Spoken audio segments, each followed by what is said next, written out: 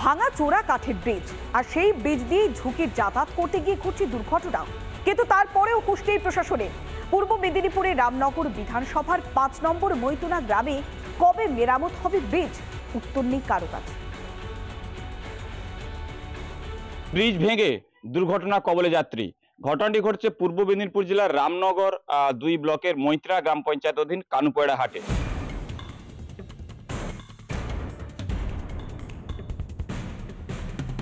পূর্ব মেদিনীপুরের সোনামুই এলাকার বাসিন্দা আকাশ দাস। ভাঙাচোরা কাঠের ব্রিজ দিয়ে নিত্য যাতায়াত, তবে এদিন রক্ষা পেলেন না। আচমকাই ব্রিজ ভেঙে মোটরসাইকেল নিয়ে পড়ে গেলেন জলে। কোনো মতে স্থানীয়রা তাকে উদ্ধার করে। দেখলেন তো ব্রিজের অবস্থা। স্কুল পড়ুয়া থেকে নিত্যযাত্রী মিলিয়ে প্রায় কয়েক হাজার লোক যাতায়াত করেন এই ব্রিজ দিয়ে। তারপরেও প্রশাসনকে জানিয়ে কোনো কাজ হয়নি। স্থানীয় বাসিন্দারা অনেক সময় নিজেরাই ব্রিজটি মেরামত করেন যাতায়াতের সুবিধার জন্য। কিছু না হলেও ৫,০০০-এর বেশি লোক ৩টা অঞ্চলে পার ডে যাতায়াত করছে। বিশেষ করে গর্ভবতী মহিলা বা অসুস্থ হলে এই অ্যাম্বুলেন্স বা কোনো প্রাইভেট গাড়ি যেতে পারছিল না। সমস্যা তো অনেক হচ্ছে, যাতায়াত অসুবিধা, স্কুলের বাচ্চারা যেতে পারছে না। কালকে একটা বাইক অ্যাক্সিডেন্ট হয়ে পড়ে গেছিল, হাত পা ভেঙে অনেক ক্ষতি হয়েছে। তার জন্য একটা দাবি চাইছি যে এটা সারানো হয় যেন। ২৫শে মে ভোট মেদিনীপুরে, ফলাফল ৪ঠা জুন। ভোটের পর কি বদলাবে ব্রিজের অবস্থা, নাকি ভোটের আগে জনপ্রতিনিধির দেওয়া প্রতিশ্রুতি কথার কথা হয়েই রয়ে যাবে? কবে এই বৃষ্টি সুরাহা ফিরবে বা মানুষ সুস্থভাবে যাতায়াত করতে পারবেন, একমাত্র এই ব্রিজে যে তার একমাত্র ভরসা।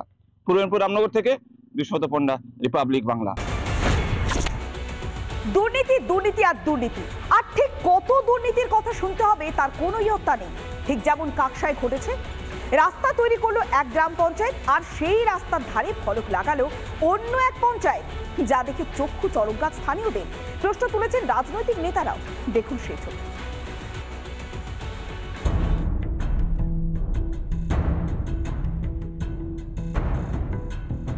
দুর্নীতি, আর এই দুর্নীতির শিকড় কোন জায়গায় গিয়ে শেষ হয়েছে তার খোঁজ করতে বেরিয়ে পড়ছে নতুন নতুন সব ঘটনা। এই যেমন দুর্গাপুরের কাকসা, এখানে উঠছে আজব এক অভিযোগ।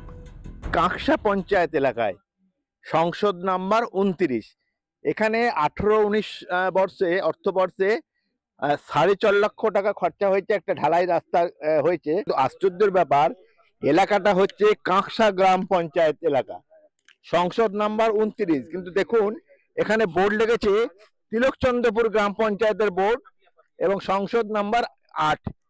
তিলকচন্দ্রপুর পঞ্চায়েতের বোর্ড লাগানো আছে ৪ লক্ষ, ওইটা কোনো কাজই হয়নি, ওটা ফেক। এটা কোন পঞ্চায়েত? এটা কাকসা গ্রাম পঞ্চায়েত। তিলকচন্দ্রপুর পঞ্চায়েতের বোর্ড কিভাবে? কাকসা গ্রাম পঞ্চায়েত ফেক বসিয়েছে তার কাটমানি খাওয়ার জন্য। এক পঞ্চায়েত এলাকার রাস্তার কাজ দেখানো হচ্ছে অন্য পঞ্চায়েত এলাকার নামে। দেখুন সেই ছবি। কাকসা পঞ্চায়েতের রেলপাড় এলাকায় বোর্ড লাগানো হয়েছে ত্রিলোকচন্দ্রপুর পঞ্চায়েতের ৮ নম্বর সংসদে। সেখানে লেখা আছে ২০১৮-১৯ অর্থবর্ষে ৪,৯৪,০০০ টাকার ঢালাই রাস্তা হয়েছে। তো তিলকচন্দ্রপুরের বোর্ড লাগিয়ে দেখাচ্ছে এটা হচ্ছে তিলকচন্দ্রপুরের কাজ, যেখানে প্র্যাকটিক্যাল হচ্ছে কাকসা পঞ্চায়েতে। অর্থাৎ যে কাজ যতটা রাস্তা পর্যন্ত তিলকচন্দ্রপুরে বোর্ড লাগানো হয়েছে সেই জায়গাটা শো করছে তিলকচন্দ্রপুর দিয়েছে, বাস্তবে এখানে কাকসা পঞ্চায়েত দিয়েছে। এই ঘটনা নিয়ে শুরু হয়েছে রাজনৈতিক চাপানুতোর। খুব অবাক লাগছে, তো ভৌতিক ব্যাপার। ঘটনাটা কেন ঘটলো বা কোন কাজের ব্যাপারটা এরকম হবে, একটা বোর্ড তিলকচন্দ্রপুরের বোর্ড কাকসা এলাকায় কাজের জায়গায় বোর্ড, ব্যাপারটা আমি সরজমিনে দেখে আমি জেলা পরিষদে অবশ্যই এই নিয়ে আমি আলোচনা করি। বলুন তো এখানে কোনো ঢালাই রাস্তা আছে? কোনো না, এটা কাকসা গ্রাম পঞ্চায়েত, কিন্তু তিলকচন্দ্রপুর গ্রাম পঞ্চায়েতের এখানে বোর্ড লাগা আছে। আমি ছবিটা তুলেছি, এটারও কমপ্লেন আজকে ভিডিওতে করব। তবে এভাবে ১০০ দিনের কাজ আজ বন্ধ কেন? কেন বন্ধ? এইভাবেই ৪.৫ লাখ টাকা এনআরজিএসের শেষ। এটা কি করে সম্ভব? প্রশ্ন স্থানীয় বাসিন্দা থেকে জনপ্রতিনিধিদের। এখানে তো এই ধরনের কোনো রাস্তাই হয়নি, তাহলে বোর্ড লাগলো কি করে, তাও আবার অন্য পঞ্চায়েতের? যে এর থেকে আর কোনো প্রমাণ লাগে যে কতটা দুর্নীতি হয়েছে এই এমজি এনার্জিসের কাজে। ক্যামেরায় তাপসের সঙ্গে রমেন মজুমদারের report, Republic Bangla, Panagarh. Vote পরবর্তী হিংসা বর্তমানে এই শব্দগুলির সঙ্গে খুব ভালো করেই পরিচিত বঙ্গবাসী। তবে এবার হিংসার রূপ আরও যেন হিংস্র। কিভাবে? আসানসোলের জামুরিয়াতে জামশোলবাসীকে শিক্ষা দিতে হাতে না মেরে জলের গ্লাসে মারার নতুন পথ অবলম্বন করল রাজ্যের শাসক দল। এবার অনেক ধরনের কথা সামনে আসছে, তবে পানীয় জলের জন্য যখন ত্রাহি ত্রাহি দশা, ঠিক সেই মুহূর্তে পুকুরে বিষ মেশানোর অভিযোগ উঠে আসছে, কুয়োয় মোবিল মেশানোর অভিযোগ উঠে আসছে। জলের জন্য হাহাকার জামশোল এলাকায়। তারপরে অভিযোগটা বামীদের ভোট দেওয়ার কারণেই নাকি এমন ঘটনা ঘটছে। বাম প্রার্থীর অভিযোগে শুরু হয়েছে রাজনৈতিক চাপানুতর। ভাবুন, এভাবেই জলে শিক্ষা দেয়া হচ্ছে।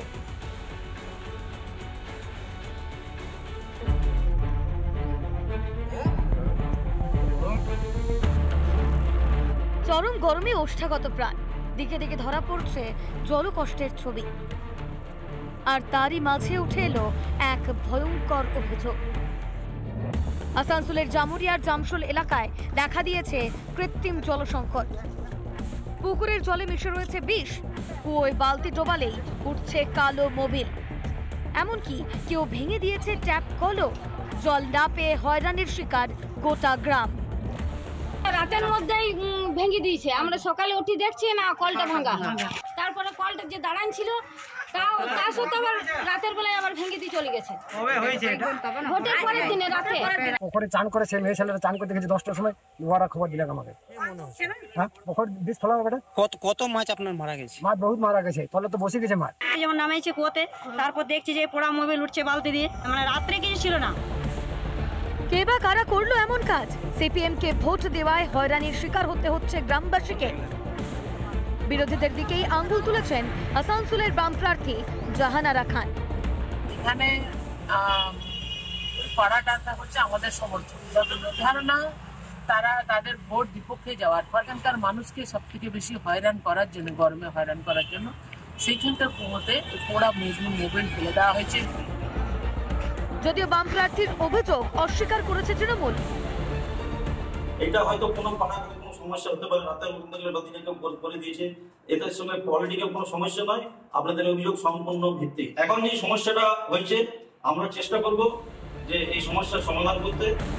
রাজনৈতিক প্রতিহিংসার কারণেই জল সংকট। এটা কি ভোট পরবর্তী হিংসার আরেক রূপ, নাকি এর পেছনে রয়েছে অন্য গল্প? আসানসোল থেকে ব্রজ ব্যানার্জির রিপোর্ট, রিপাবলিক বাংলা।